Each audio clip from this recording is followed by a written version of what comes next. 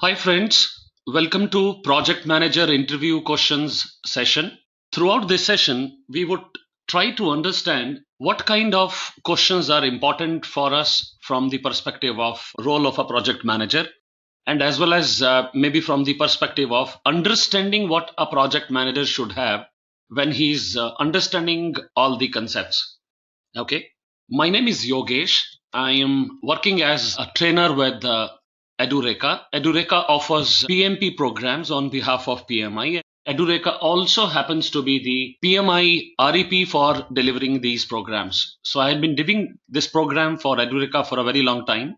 And I have had various certifications, including PMP certification from PMI, ACP again from PMI, and various other certification from different certification bodies on the project management. So my name is Yogesh and I'm going to be taking you through on project management questions. Okay. So to start with, the first question first, who's the project manager? A manager means a person who is able to get the job done. And when I add a project word along with this becomes a project manager. That means a person who is able to manage various items in the project and who's the one we call that as a project manager. He's the one who carries an authority to lead the project, authority to lead resources, and becoming a project manager, he gets the authority to make use of the organization resources, and we call that as the power what he carries as the project manager. So project managers, they are responsible for driving a project which goes through various phases, starting from maybe in the beginning, which is the initiating stage, then the planning stage, executing stage, monitoring and control stage, and closing stage. So these are various phases what we have in our project. Irrespective of industry what we are in, the phases from the PMI perspective, they are common. If I'm actually representing a software industry, then my phases could be requirements gathering, analyzing the requirement, designing the requirement, coding the requirement, doing a testing and deploying. And if I try to look at on all these phases, finally they can be aligned with all the five phases of PMI, which is initiating, planning, executing, monitoring and controlling, and closing. Now, project managers, they also have a responsibility onto them for the full project scope, managing the team, doing the risk estimation, and they will also ensure they would figure out on all the resources what we need that in the project. So these are, I would say, the broader responsibilities of a project manager. Okay. Now, if I understand what's the salary trend of a project manager who is also having a maybe a certification from PMI such as PMP certification. So PayScale conducted a survey and the results came in like this, which were giving us an idea of salaries of a project manager starting from maybe about 47k USD and varying till about 109k dollars. And the salary, if you look at, there are two categories we have prepared. First category talks about the salary from the US perspective, and the second talks about salaries in India. So if I compare the similar salaries in India, we got a result, and this talks about 428k rupees. That is how's the starting salary for project managers, and this goes on till about 2 million. So that's the idea of kind of the pay packages which a certified and experienced project manager can get in different countries. Yes, that's a very respected certification from PMI, and having that certification, it's a kind of a feeling of pride that you have a knowledge of concepts, and more than knowledge, you have a certification which proves that you have cleared an exam to justify the knowledge what you have. Okay. So when we look at the job openings based on different salary brackets, so you would realize that the on the entry level there are about 6,008 jobs, and if we go back on the next level, there are going to be jobs to the count of 20,615. So they are based on a different salary brackets, and as you notice, the starting bracket what we are referring here is basically from the $65,000, and we are going till $110,000. So that's a rough idea for us. And why are we talking about this is basically to give you a confidence that the knowledge what you earn and the certifications what you are able to clear after attending our project management professional exams, this will give you a kind of very good placements in good organizations. And these jobs of project manager will continue to be in demand. If I may ask you, why is that demand going to be continuing? The reason is every organization has a need of projects. They are also into the operations, but at the same time, within operations, they would like to achieve certain results in a given point in time. So, projects are required when an organization wants to produce some unique product, service, or result, and we consider the project as a temporary endeavor. That means we have a limited time in hand. There is a start time and end date. So based on the time what we commit, we would like to produce those results. And since that's happening in a timely manner, that is where there could be a need of an organization to consistently look for projects. Let me give you a few examples.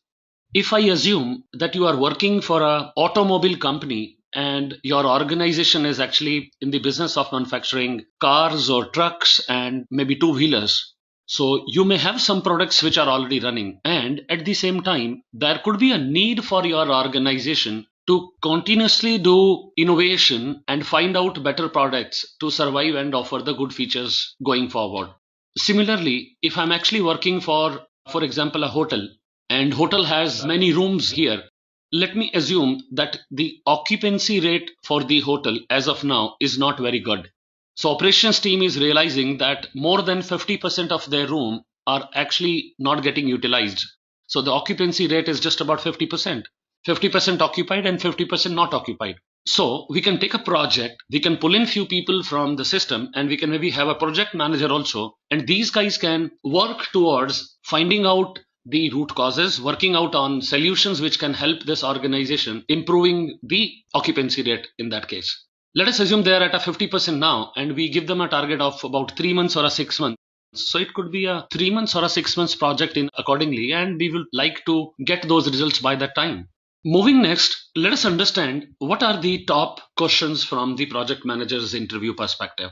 Question first on your screen. What is that you understand by project management? We talked about project as a discipline which helps us to deliver something in a given point in time.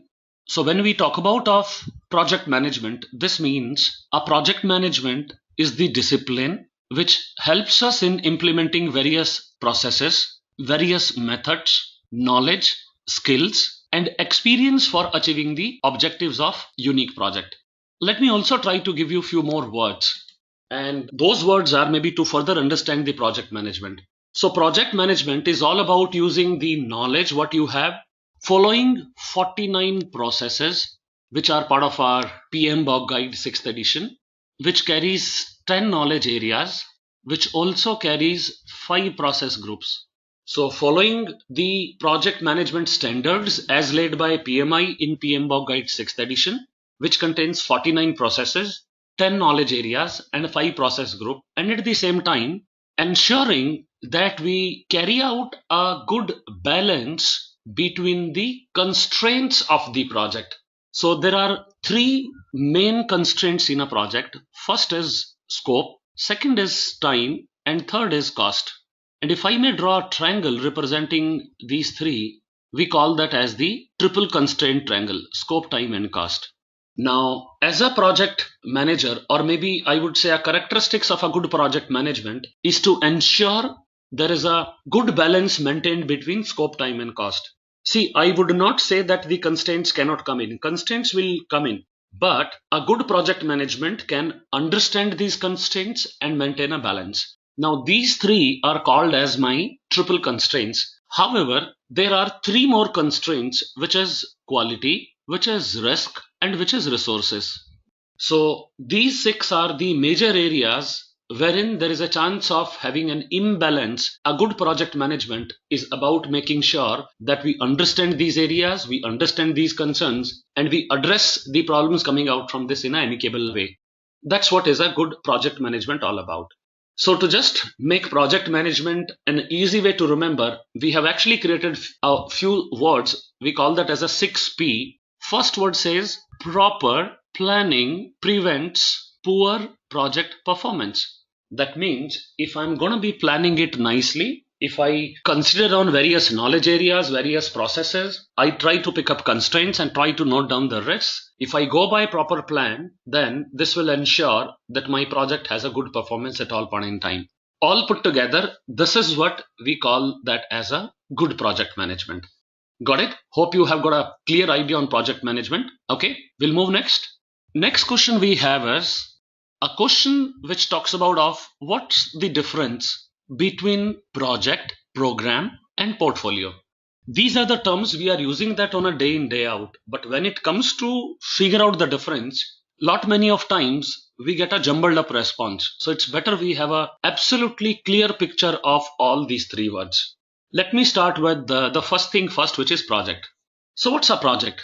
Project is a temporary endeavor which is undertaken to produce unique product, service, or result or a solution. And when we talk about of temporary endeavor, as we said, that means there is a definite start time and there is a definite end of the project. Then comes a program. A program basically is a group of interrelated projects. Interrelated project could also means that there is a dependency what we have between them. So when the projects have a dependency between them and they are able to produce some collective benefit. So for a program, there are three things what we are referring. First, that it should be interrelated projects. Second, we are talking about of they have a dependency among each other. And third, we are talking about of collective benefits. The collective benefit is kind of a benefits which not available if the projects were to be executed separately. So that benefit can only be derived in when all the projects are combined together. So that's the definition of a program. So to sum up, it is the collection of interrelated projects which are dependent, which are related, and which are producing some collective benefit which cannot be produced otherwise. Third, we have a portfolio. Now, portfolio can be a collection of projects or sub-projects or programs. So it could be a combination from project, sub-project or program, and that is what we would call that as a portfolio. In few organizations, I have seen they also include operations in the portfolio. However, that's optional for people to consider. So in portfolio, we do not talk about of the mandatory things such as interrelated, dependent, and collective benefit. These three items which are mandatory for a program are optional in the portfolio. So the way I'm going to be putting up the definition of portfolio is like this. A portfolio is a collection of projects, sub-projects or program which may or may not be related, which may or may not be dependent, which may or may not be able to produce collective benefit. So that's the definition of a portfolio for us. Okay. Let me talk about of one small example for project now. When we produce a prototype of a car, that's a project for us. Why it is project? Because it's a unique output what you are producing. It's a unique product. Prototype is not getting produced everyday basis. It's like one unique product which you are trying to showcase. Okay. The prototype of the car what we have produced, first time when you produced is a project. But when you are manufacturing the same car every day in your manufacturing facility, this is called as an operations. So that's a difference between two. Let me give an example from a different industry now. Let us talk about of a hospital building construction. So construction of an hospital building is a project because it would have a definite time, definite beginning and definite end. Now once the infrastructure is ready, then running this hospital on a day-to-day basis, that's my operations. Similarly, let us talk about of a construction of a hotel building. So construction of a hotel building is a project because there is a start date, there is an end date. And when we are on a daily basis managing guests check in, check out, or maybe people walking in for restaurant, or maybe people walking in for using banquets, all that is actually part of operations. So hope you have a very good picture in your mind to differentiate between the project and the operations. Okay. So with the help of the question number 2, we understood on difference between project, program, portfolio, and we also included operations to get a good picture on all four. Got it? Clear? We'll move next. Question 3 on your screen now. It says, elaborate the project management life cycle approach. So what's the project life cycle? We said project life cycle basically talks about of 5 items. What are those 5 items? Initiating, planning, executing, monitoring and controlling, and closing, or we can call that as a closer. So actually there are 5 stages.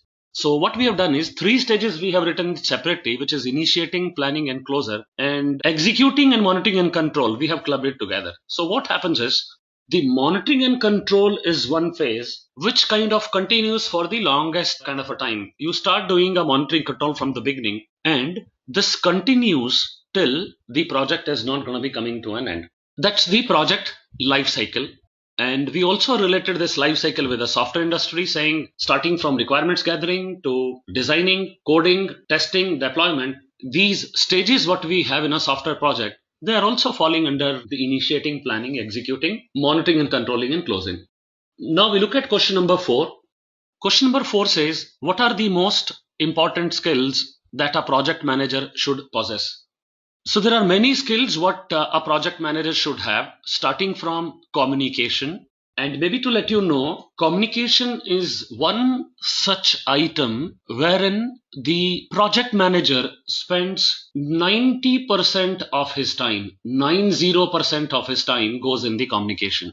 Project manager also demonstrates leadership qualities. Now, leadership qualities every project manager should have, and he should also be good in having different leadership traits depending on different situations. That means you should be able to mold yourself to the different situations, and that's how you should be talking about on the leadership.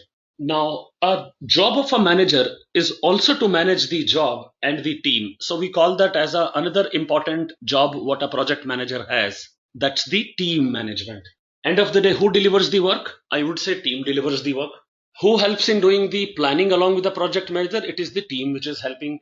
So if we are able to manage the team, guide the team, motivate the team, appreciate the team, that's all is we are referring to that as the team management. Then comes up negotiation power. A project manager should always be able to negotiate in the situations. And negotiation would means maybe influencing and putting your point forward with logics. There are times project manager will have to negotiate with the other functional manager.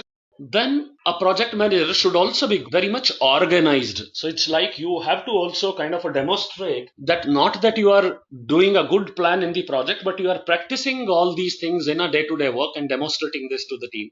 Then comes up the risk management. Since project is bound to get many constraints, you should be able to identify what could be the possible risk, and at the same time you should also be able to plan for the right response pertaining to those situations, those risks. So these are few of those skills which are expected to be there with the project manager.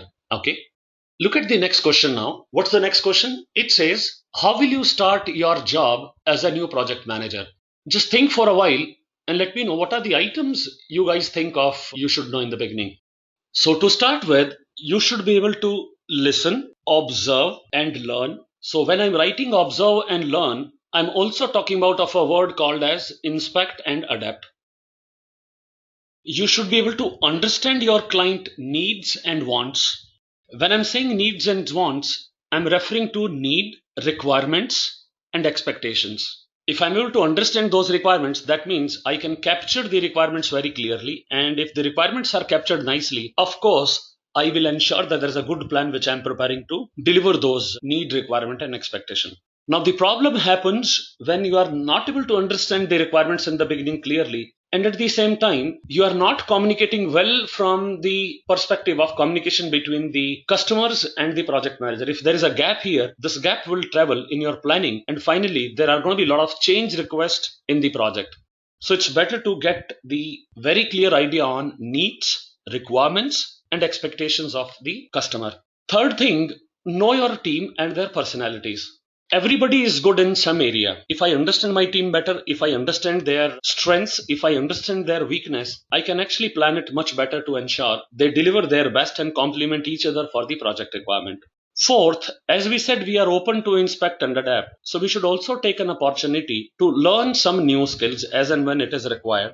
Then comes up helping out around the workplace. It's like you should always look at how we can help the other people and the people in my project as such.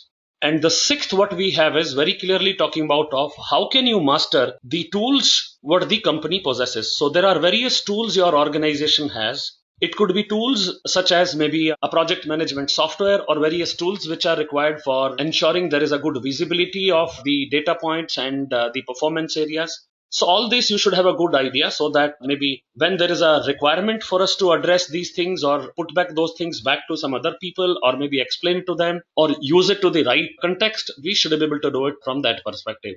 So these are the bare minimum things we expect a new manager should be open to grab and pick up. Okay, we'll move next now. Question 6 now, which says, how will you prioritize tasks in your project? As a project manager, you have many things to be taken care of. So how will you prioritize? First thing first of all, you must understand that you can write down a list of all the tasks and the responsibilities.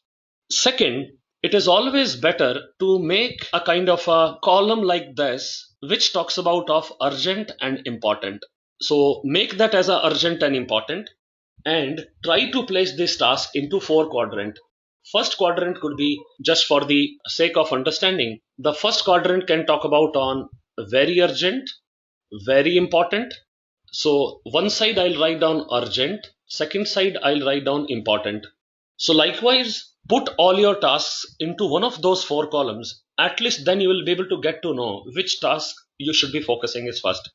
Needless to say, the tasks which are urgent and important, which is this quadrant, what we are discussing, this is the quadrant which would actually attain the immediate priority. That means these are going to be my first priority tasks in this quadrant.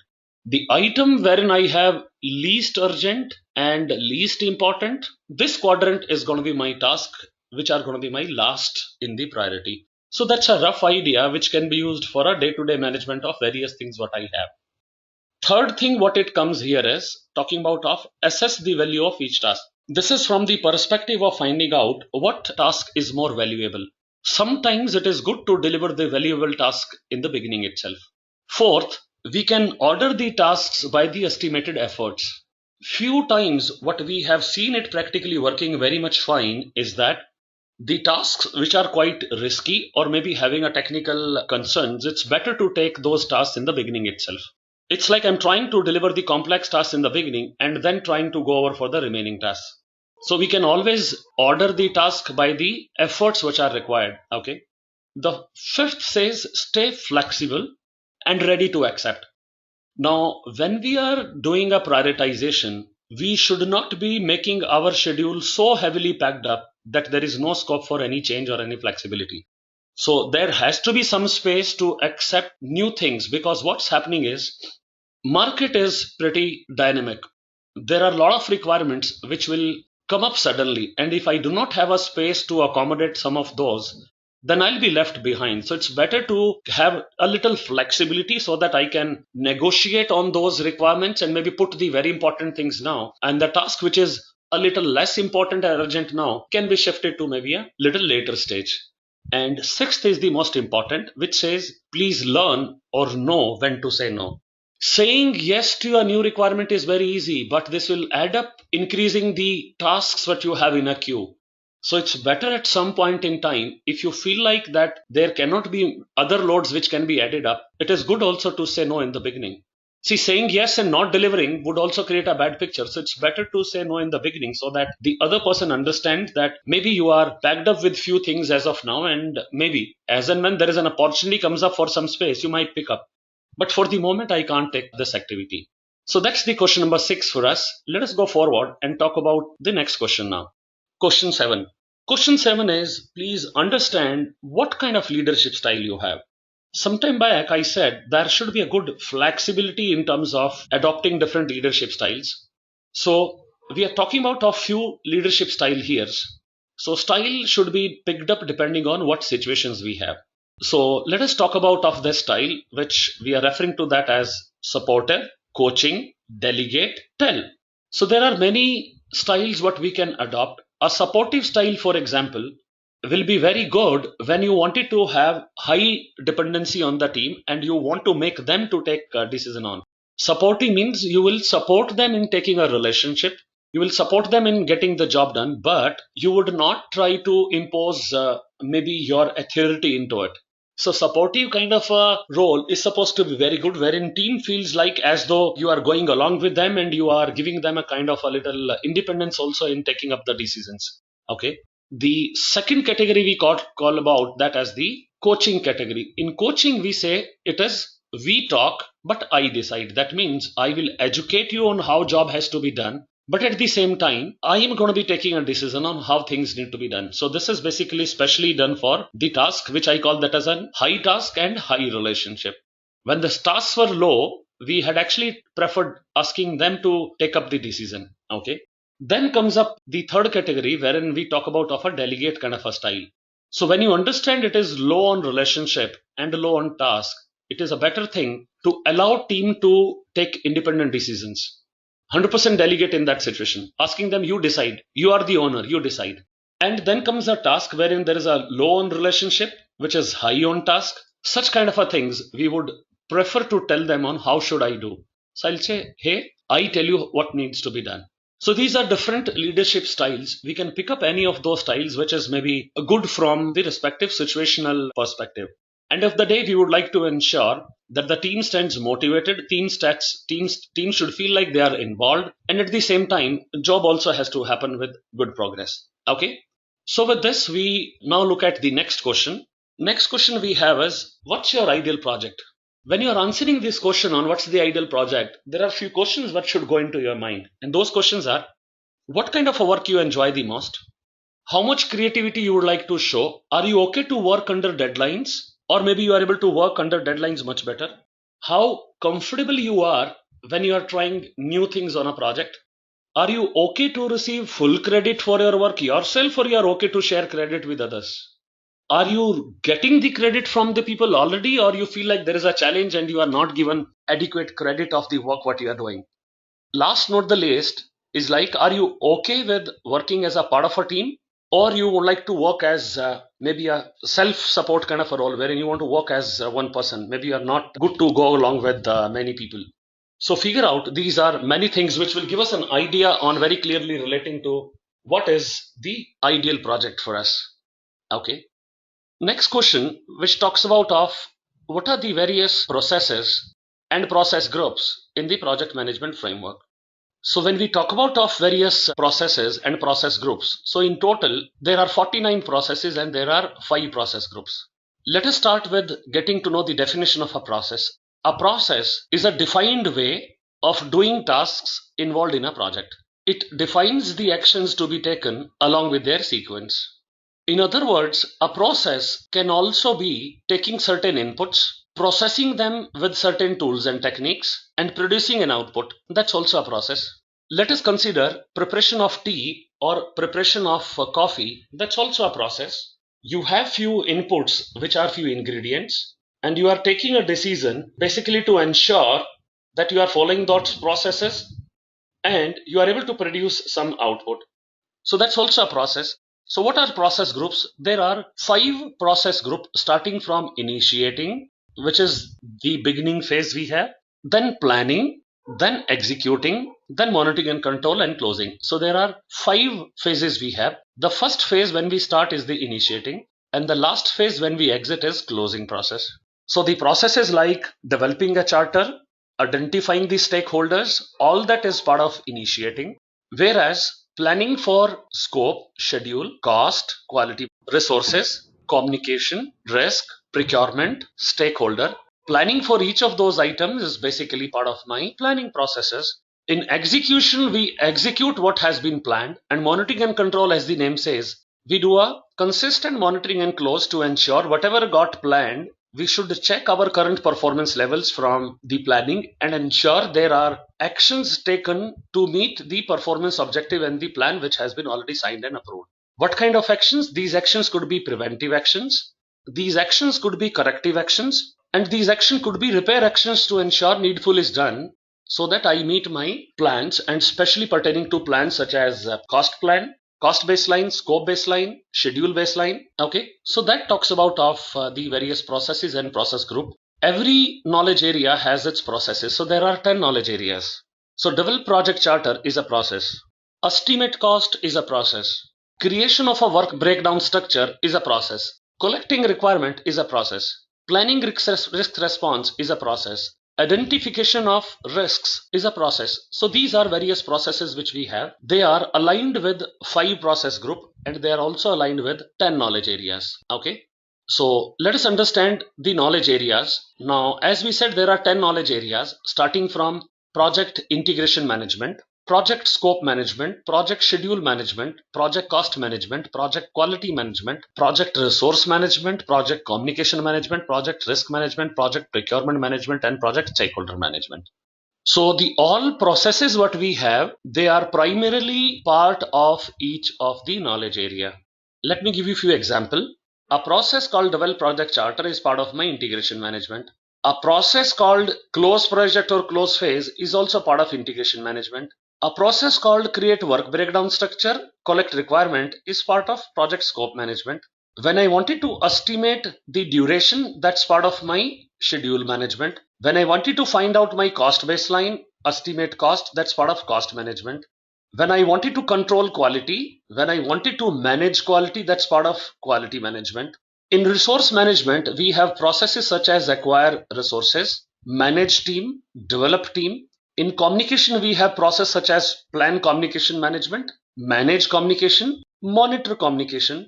In risk, we have processes such as identify risk, plan risk management, perform qualitative risk analysis, which means prioritization of risk, perform quantitative risk analysis, this means quantification, plan risk response, which is basically planning if the risk happens, what response will I take, and then process called implement risk response, that means when will I implement the risk response when the risk happens, and then also doing controlling of risk. Similarly, you have processes such as plan procurement management, conduct procurement, which focuses on selecting a seller and signing up the agreement. And in the stakeholder management knowledge area, we have processes such as planning for stakeholder engagement, managing their engagement, monitoring their engagement. So that's how these processes are lined up with the knowledge area. And these processes are also aligned with reference to 5 process groups we have. So that's the alignment of the knowledge area and the process group and the processes. Okay, got a good picture? Okay, we'll move next.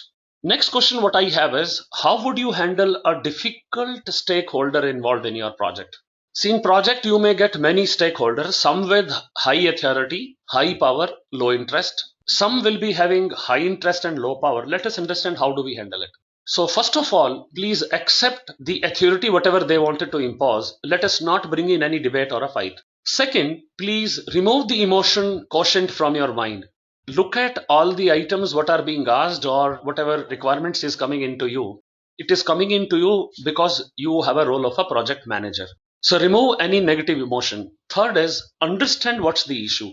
Fourth is ask for advice if required. And patient listening is something which is very important. Listening carefully is very important. Fifth, we have to be tactful. We have to be honest with our decisions. Whenever there is a chance, please praise the stakeholders. Everybody loves the appreciation. So it's better to appreciate when there is a time and you know something good has happened. It is good to appreciate. And we should always try to look at establishing the connection, the relationship. And when it comes to the communication, we should be open to customize our communication to suit to the requirement. It should not be a same communication going to all, because depending on different levels of stakeholder, our way of putting the message forward has to be different. So we should be able to customize the communication based on the needs. Have you heard of a word called RAID, R-A-I-D in project management? RAID in project management is just kind of a idea for keeping 4 words in your mind, which is R stands for risk, A stands for assumptions, I stand for issue, and D stands for dependencies. Now let me differentiate between 2 words in this which are generally confusing. The word risk is about a probability of an event to happen in future. So it's like an item which is uncertain now and you are saying there is a probability that this event may happen in future. So risk is all about probability and impact. The uncertain condition what we are discussing that can arise in the future, this is what we call that as a risk. Whereas when we use a word called issue means something which has already happened in past. So you can only make corrective actions to come out from the issue and maybe resolve whatever problems the issue has created. Whereas when we talk about of a risk, We refer to the uncertainty of certain event to happen in future, and we can plan for the risk response in advance itself. That means in the beginning itself. If I predict that there is a possibility that the electricity can go and maybe we might have to use a generator, so the risk is electricity can actually go off. That's a risk I carry. So that's an event which can happen in future. So the probability of electricity going may be about 10% or 15%. But issue means is the event which has happened already in the past. So that's a difference between the risk and the issues. Next question for us: when you consider that your project is off track, and what will be the steps you will ensure so that it finishes in time? See, there are few pointers for us to get to know, and these pointers are also linked with monitoring and control. Actually, if I talk about from the phases of the project life cycle, they are related with monitoring and tracking. So what we can look at here is look at few points. For example, how are we performing vis-a-vis budget? What was planned and how much it is consumed? How's the scope so far? Is the scope still the same, or there are a lot of changes in the scope which has happened? And then when I started my project, we had certain goals. We had a project objective. We had a project purpose. Hopefully my goals are same. Is there any change to the goals? And if you say there is a change to the goals, that means there is a possibility we'll have to measure our performance with respect to those goals as well. So what we can do to bring it on the track? First is find out what's the root cause. If you're able to figure out the root cause, job becomes easy. Sometimes we use a technique which is called as 5 why. That's a technique which is very common when we wanted to do a root cause. The 5 why technique talks about asking why 5 times, and generally by the time you go to the third or a fourth stage, you can actually figure out the root cause. Second, put in more time, more efforts to catch up to that point. Follow up with your original goal or vision. If at all the resource allocation what you did in the beginning, if that's inappropriate, please readjust the resource management. And the best out of all, please always maintain an open communication with customer, which is client or stakeholders. When you are taking the regular feedback from your customers, you are meeting them often, then there is a chance that you can automatically get to know of certain concerns, and that would be a trigger for you to get to know what these concerns are, and at the same time work out on the possible solutions. So when I'm going to be meeting my stakeholders often, when I'm going to be meeting my customers often, a lot of items can be best addressed. We will be engaged with them very nicely. We can demonstrate on few items which are already done, and getting a feedback early always helps for ensuring that project is on track. When we are working using the agile in our project management life cycle, agile somewhere gives the very clear cut guideline that we should start producing early in the iterations itself, and maybe the items which are of high value, I should start producing those items early in the project. So that basically ensures that the risks are addressed pretty much in the beginning itself very nicely. Okay, hope you got a clear picture of this question now. Okay, we'll go next. Question 14. Which project management methodology do you prefer working in your projects? So before you get to the respective methodology, there are many points for us to look at. What are those points? Number one, first of all, look for organizational strategic goals and core values. Why am I into this project? Please figure out the answer and try to relate with organization vision, mission, and find out what are the business benefit my organization is getting when I'm delivering this project.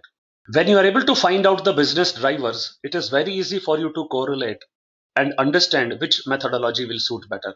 That means I would like to figure out on those business values and then plan out in a way that I am able to deliver those business values much faster, much early. Third is we should look at on constraints. What kind of a constraints I have? For example, is scope bound to change very often, or will the scope remain same throughout? That also could be a key decision factor for me. Then comes up stakeholder. Are they frequently available to me if I wanted to involve them more often in the project? Are they open? Are they flexible to look for changes, or they are very rigid for the initial plans? Is your organization risk averse, or they are open to take few risks? How complex are your requirements? How big is your project size? How much is the cost I have? So all these are going to be my driving factors to help me decide what project management methodology I should choose. Moving to the next question, which is question 15, it says, what are the tools mostly used for improving the process activities. That means how do I figure out area of improvements? So the major tools what are used in the industry, the first of all, which is a very common tool used in the project management, is basically comparing and baselining a process. Now, what is baselining? Baselining is approved plan on the respective knowledge areas such as scope, time, and cost, wherein I have considered all perspectives and prepared my final plan. Now, the moment I use a word called baseline, this means my final costing or my final scope or my final schedule, that's now got it approved and signed by the management. What this means? This means now going forward, any change to be done for this base document or a baseline document would have to undergo a change request process. That means after the baseline is done, I should go back to my change control board and then asking for permission and maybe giving the requirements to them for any change what is required. So simply speaking, authority of changing anything in the document goes from project manager hands to the management after the baselining is done.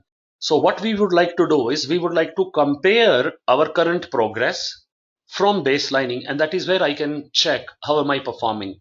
So basically the tools could be on comparison, basically an alternative analysis, it could be a earned value analysis, it could be a trend analysis. So these are various tools I can be using it to compare my performance and look for the improvements. Then comes flowchart. Flowchart is systematic representation of flow of a process. In flowchart, there are decision boxes as well. So every decision box can be an idea for me to trace back and look, is there any improvement required from there. Third comes value stream mapping. Value stream mapping focuses on the stream, focusing on the items or activities which are actually generating value for my customer and for my organization. So we should always put focus on items which are on value stream mapping. And if I'm able to focus on those value stream mappings, that means I can figure out of how fast, how better can I produce the value for my client. Then comes up cause and effect analysis. The purpose of cause and effect analysis is to find out what are the possible root causes. A very common diagram which is used with cause and effect is called as Ishikawa diagram, or that is also called as fishbone diagram. This diagram was created by a Japanese whose surname was Ishikawa. That's the reason this is called as Ishikawa diagram. So Ishikawa diagram has a structure very similar to a fish, wherein bones of the fish are representing the various causes which are leading to a problem in the specific situation. And there could be a possibility of using the hypothesis testing as well. So these are some of the tools which we can use it to improve the process activities. Next question for us is, how will you manage the team members who are not working to their full potential? There are a lot of people who have a capacity to deliver better, but they are not doing. What can you do? First of all, please avoid any kind of emotional confrontation with those people. Second, encourage them to think, find out other natural ways. Third, try to figure out on how can we involve them in decision making abilities. Fourth, expand the performance tolerance threshold. This is for time being to ensure that to give a chance for them to come up. Let them feel like they are able to deliver something which is also appreciated at the same time. Then understand what motivates them. When you motivate somebody, the motivation travels for a longer time. Sometimes lack of motivation also kind of relates to a behavior like this when people do not deliver their 100%. Sometimes we'll have to show them the value what they carry, the career paths they have, the importance of job what they are going, how this can benefit to them. So we'll have to show that kind of a path. And we need to tell them that where they are fitting in the company's mission. So maybe in future when the company is also growing, they would also get a good space if they are delivering it very well. And then there could be a process of maybe doing a follow-up with those guys, follow-up and a feedback. Rather, instead of feedback, I would prefer a word called feed forward. So learn from the past and give them the directions which can be used for improving their delivery. As and when there is an opportunity, please find out an opportunity to reward them, appreciate their improvements. And once that's done, that means you are allowing people to grow in their ladder. And there are a few cases you should get ready to allowing them to go out from the system as well. Of course, that would be my last preference, but I'll try to first see if maybe we can bring this person back to deliver his best. Question 17, it says, being a project manager, how will you gain your team agreement for results? It's like, how are you going to be collaborating? First of all, make the expectations very clear from the beginning. Have certain achievable milestones, what people can achieve. When they can achieve, they can get motivated, they can feel happy. At any point in time, it is always better that I take decision by including all team members whom I have. So that means along with the collaboration, I am able to maintain a better trust with the team. It is better that we set up certain ground rules, agree with the terms with the team, and at the same time, we should always know about the accountabilities. If you remember, there is a small document in our resource management module called as RAM. This document is called as Responsibility Assignment Matrix. This document talks about four items mainly, which is responsibility, accountability, consulting, and informative. So when I talk about of any activity, I must ensure that I'm doing few meetings to check on the accountability. A stands for accountability here. So make people accountable for what they are doing. And once you make somebody accountable, you'll be able to find out good commitment coming out from them. So when you are making somebody accountable, he will get to know that my performance is being seen and monitored. There is a chance improvement would be feasible. And there is a saying that once you can measure something, you can always bring in the improvements. The challenge is when we don't measure. And we can measure once we make somebody accountable. So find out certain meetings which are meant for showing the outcome or the results and the consequences. And in case there are any conflicts, please ensure those conflicts are resolved. Going with the conflict for long would never be a good idea. Okay, we'll move forward. Question 18. What's a fishbone diagram? Fishbone diagram is also called as Ishikawa diagram. It is also called as cause and effect diagram. Why there are different names given to it? That's also a story. Fishbone diagram was invented by a Japanese whose name is Kaoru Ishikawa. So Ishikawa was the surname of that person. So that's the reason this diagram is also called as Ishikawa diagram. What is the purpose of this diagram? This diagram helps us to find various causes which are having an impact when a problem is ascertained. So in order to find out what are the root causes, we refer back to an Ishikawa diagram which focuses on man, material, machine, method, mother nature, which is environment. So basically I'm using 5 items starting with, which gives me a broader idea. The problem can pertain to manpower, could be method, could be environment I'm working with, could be the material, could be the procedure. And when we talk about the scenario, we are also referring to this diagram as the cause and effect diagram. So one side of this diagram carries the causes and the other side of this diagram having an effect. That's the reason the name is given cause and effect diagram. Now, why there is a name called fishbone? That is also a reason behind it, because the structure of this diagram is very much resembling with a fish. On one side you have fish bones. Each of those bones will carry a cause which is resulting in some kind of an effect there. So 3 names: fishbone diagram, Ishikawa diagram, cause and effect diagram. Okay, sometimes when we are using this diagram, we are also trying to use one more line item, and this line item talks about basically getting into the details of 5 whys. That means ask why 5 times, then also you should be able to reach to the level of that root cause. So when we are actually placing the various causes in the fishbone diagram, that is where we are making sure that all these details are captured very well, and maybe by the time you start asking 3rd or a 4th time the why, there is a chance you would have come pretty close to the root cause. So each of those bone will put that root cause. So it's like going into 4 or 5 layers to find out what the root cause is. And similarly, the good usage of Ishikawa diagram is not just identifying the causes, rather to also plan for the actions which can make you to bring up effectiveness to solve that problem, what it is. So that's a good summary on Ishikawa diagram, which is fishbone diagram and cause and effect diagram. Hope you guys have liked it. Question 19th, it says, explain the entire team forming process you follow for your team. So this comes in from a ladder which is called as Bruce Tuckman's ladder of team building. What this guy mentioned is that in the beginning, when you start the project, there is a new team. They are forming. So first stage is forming the team, forming engagement between them. Under forming stages, the project manager's behavior should be directing. Why directing? Because team is new. They need directions. So it is going to be directing behavior. Then comes storming. Storming, as the name implies, there is going to be a heated debate. There is going to be an attitude clash between the team members. So storming stage refers when people have arguments between them. This is the stage when, as a project manager, I can work as a mentor or I can work as a coach. As a mentor and coach, I can actually give them a guidance. Third stage, what I have is called as norming. Norming is a stage when people realize that, hey, project is a temporary endeavor. It is better to complement with each other rather than compete. And in the norming stage, it is assumed that people have understood that attacking the personalities should not be a good thing to go. Rather, it is good to work aiming for project benefits and delivering the best what we can as the team. Under such circumstances, where team has understood and they have stopped getting into the arguments, heated arguments, let me say that stage is a stage where project manager can be supportive of his behavior. You should support them because they have understood that conflict cannot take them for long time.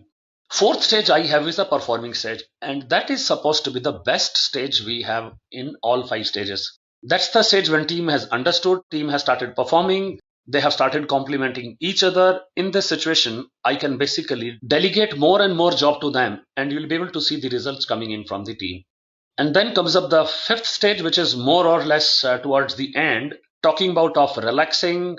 The name is that journey, and the meaning is relaxing, thanking, acknowledging. It's like when project comes to an end, we would like to preferably end this on a positive note. That's the fifth stage of adjourning, wherein my behavior should be thanking and acknowledging the efforts made by every team member. So these are the 5 stages, and these stages were created by Bruce Tuckman, Tuckman. Tuckman is popularly known for all these 5 stages of team building. Okay, moving forward, we have what's the process of estimation in the 3 points estimation method. So 3 point estimation methods focuses on 2 items called as triangular estimation and also called as beta distribution. So triangular estimation is basically a simple mathematical average of 3 figures, which is P stands for pessimistic, N stands for most likely, and O stands for optimistic. So all these figures sum up, divide by 3. That's my triangle distribution. And beta distribution refers to weighted average of the most likely. Experts have realized that the weighted average, which is more weightage given to most likely and then dividing by weighted average, experts have realized that the estimates generated from the PERT distribution or a beta distribution, they are much better. The full form of PERT is program, evaluation, and review technique. I repeat, program, evaluation, and review technique. So PERT is the most preferred way in terms of getting into the estimation. So it can be done in another way. Let us assume that you have 20 team members team and you wanted to take a collaborative decision by including each one of them. So you can ask a question to them and let everybody reply, and whatever they are replying it, take a note of all the responses, arrange them in a descending or an ascending order, pick up the best case estimate, pick up the worst case estimate, and pick up the most likely estimate. Pick up all these 3, that becomes my pessimistic, optimistic, and most likely, and divide the same by 6. That is where you get the beta distribution. So we also call beta distribution as PERT distribution. So if I have to draw a kind of a graph to tell you what these estimations are like this. So this is like a triangular distribution, whereas when I talk about of a beta distribution, this is like this. So I'm covering up a bigger area here, and that is the reason that the beta distributions are actually supposed to be little better off. So this is like if I have to put these distribution figures mathematically and that too in the form of a chart. Got it? So that's a way to look at on the 2 distribution techniques what we have throughout the project management. Got it? Hope you get a good idea on these items. Okay. Question 21. Explain the work breakdown structure and its effect on the work estimations of task activities. Work breakdown structure is a hierarchical structure as seen it on the picture. If I talk about of an organization breakdown structure, you have the top man of the organization in the top of the hierarchy. And then we have people at the various other levels positioned in the organization hierarchy chart. But here the word is work breakdown structure. This means the work to be done is basically written at the top, and then we would like to subdivide this work into many small layers till such time the work is not becoming small and more manageable. That's the work breakdown structure. Now, the way we divide that work, we would prefer to logically subdivide that work into the activities from the purpose of tracking, monitoring, estimation, execution. So that's the work breakdown structure. Coming on, difference between risk and issues. So hope you guys already know it, as we have discussed this in a portion before already. Issues are things of a past. Issues are something which have already happened, and we are now trying to find out solutions to come out from the impact what they have created. And risk, we said, it's a uncertain event which can happen in future. Risk can be positive or risk can be negative. Positive risks are called as opportunity. Negative risk is called as threat. And positive and negative risks both can come in my risk register. And when we do a process called plan risk response, we try to find out what could be a possible response if this risk happens in future. So that's about on risk and issues. Now, next question, why a project manager need to be proactive? See, if you are proactive, you can prevent a lot of issues to happen. Proactive managers have high chance of finding out the risk. If you find out what is a risk, it's better we take an action and the impact could be reduced. People who are proactive, especially the project managers who are proactive, they have a better control on their project. And when you know that this risk can happen, then you need not to hunt for some solutions, because we would have nicely planned that these are going to be some of my solutions I can take up. And when you are able to identify and plan for the response, of course, I can actually also take care of even finances also. If at all there is a money required to deal with those risks, I can actually keep that and make that as a part of my project management plan itself. So when you are proactive, you can always track and monitor your performance from the actuals what planned and maybe what's the number you are doing. And that's what, by the way, we do that job primarily into the monitoring and control phase. Okay. What's the difference between the risk impact and risk probability? Risk probability is basically a chance of a risk can happen, and impact is how much damage or how much costing, I would say. If it is a negative risk, I'll say damage. If it is a positive risk, I'll say how much benefit will be getting it from it. Okay. What's the probability of rain today? Let us say that there is a 20% of a probability. Okay. And what if the rain comes in? Maybe we'll have to plan for different mode of transportation. Let us assume that if the rain comes during the evening time and you are traveling in a two-wheeler to your office, so there is going to be an impact. Impact is in terms of time. Either you have to wait for the rain to come down, leave your vehicle in the office. So these are possible impacts onto you. Got it? Risk is all about on probability and impact. Moving next, which communication style will you prefer when you are working in the project? Will you prefer written style? Will you prefer verbal? Will you prefer face-to-face? What are the choices you have? See, there is no one way which is the best way for a communication. This would be rather dictated by the situation.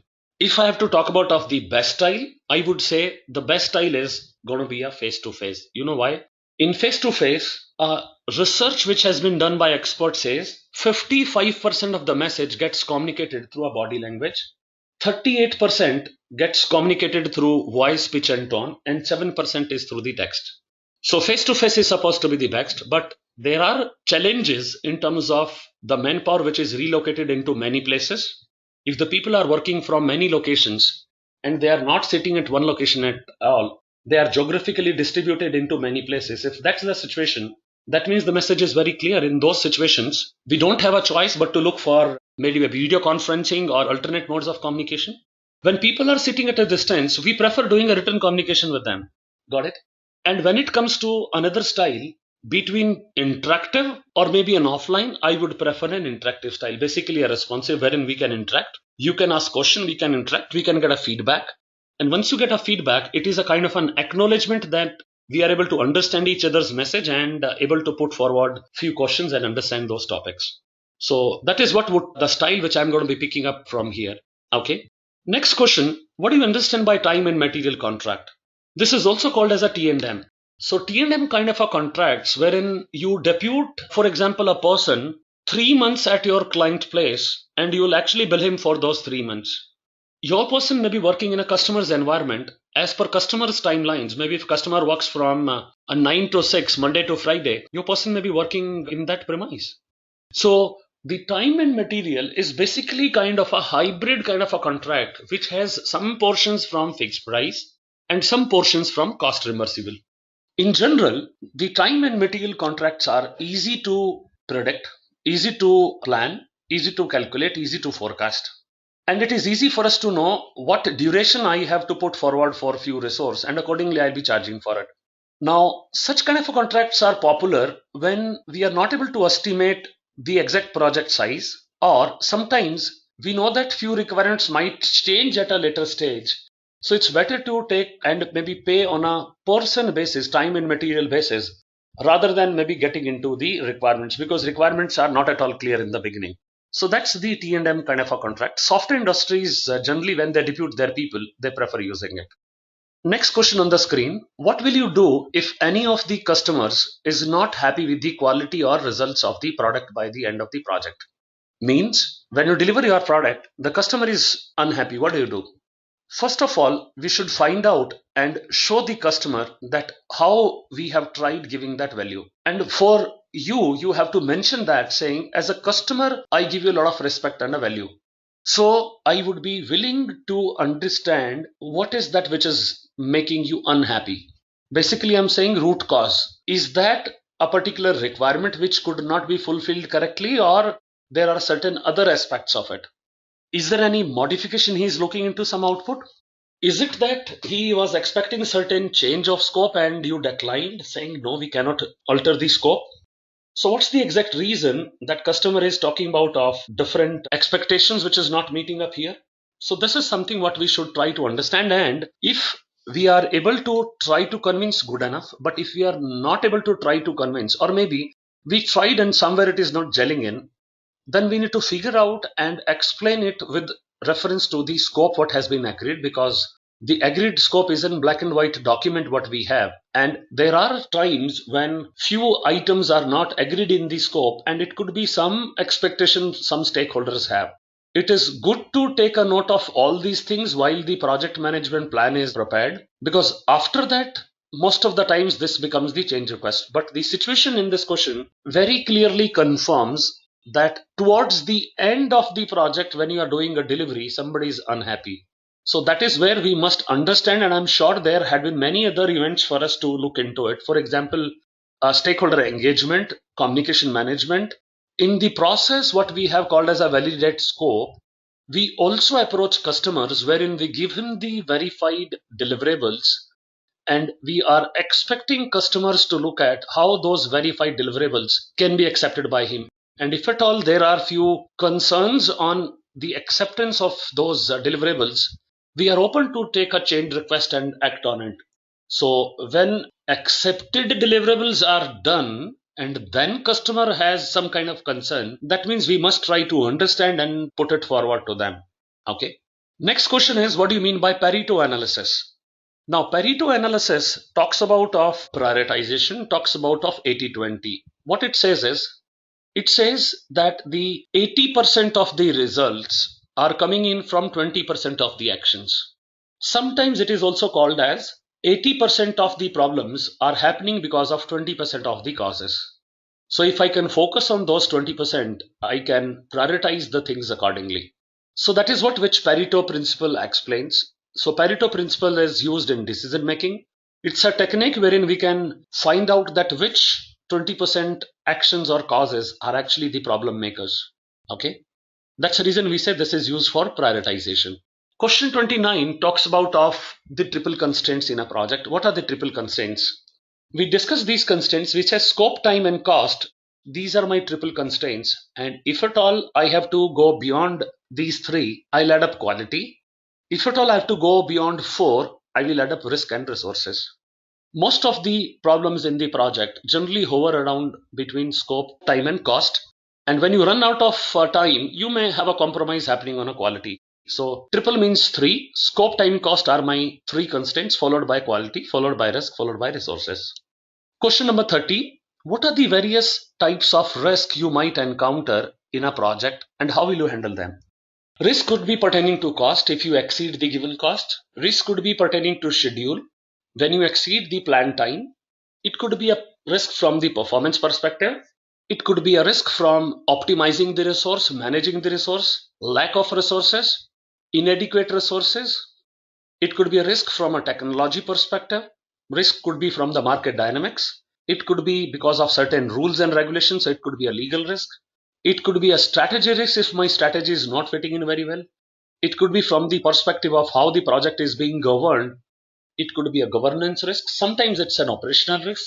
Sometimes it is an external risk wherein the few external parameters are not adhered to and they become the challenge. For example, if you want to start the construction, you have to take an approval from the respective local authorities. And if this authority is taking a longer time, that's an external risk you have, which is exceeding basically the time what you guys thought would be used for this. Okay. So with this, we are coming towards the end of our discussion on project manager interview questions. Okay. So with this, I would like to extend a warm thank to each one of you who are part of this session for us. And in case you wanted to have more details, feel free to visit our website, which is www.edureka.co. Edureka happens to be the global REP on behalf of PMI, delivering various programs in project management. And PMP certification is the one which is the most preferred when it comes to the programs from PMI on the project management. Edureka also has many scheduled workshops focusing on the project management professional certification preparation. Feel free to visit our website or get in touch with our team, and we should be happy to assist you. Thank you so very much, and hope this session may be going to be creating a good value for each one of you, and this was useful. Thank you so much. I hope you have enjoyed listening to this video. Please be kind enough to like it, and you can comment any of your doubts and queries, and we will reply them at the earliest. Do look out for more videos in our playlist and subscribe to Edureka channel to learn more. Happy learning!